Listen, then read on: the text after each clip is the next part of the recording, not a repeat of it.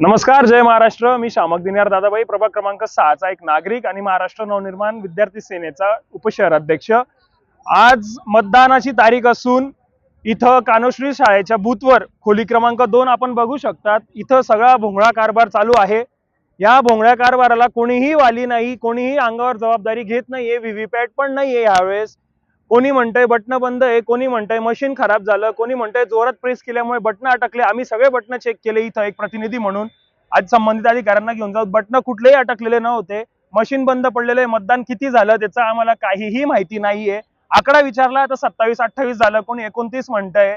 ते अर्ध्या जणांचं 3 मतदान द्यायचंय, एक बिनविरोध निघालेला आहे म्हणून. तर ते मतदान त्याचं एक दाबलं गेलंय बटन का तिघी बाकी हे पण आम्हाला पत्ता लागू देत नाहीये लोक. इथं सगळा भोंगळा कारभार चालू आहे कानोश्री शाळेमध्ये आणि संबंधित अधिकारी बाकीच्या लोकांना मध्ये सुद्धा जाऊ देत नाहीये. तुम्ही बघू शकतात.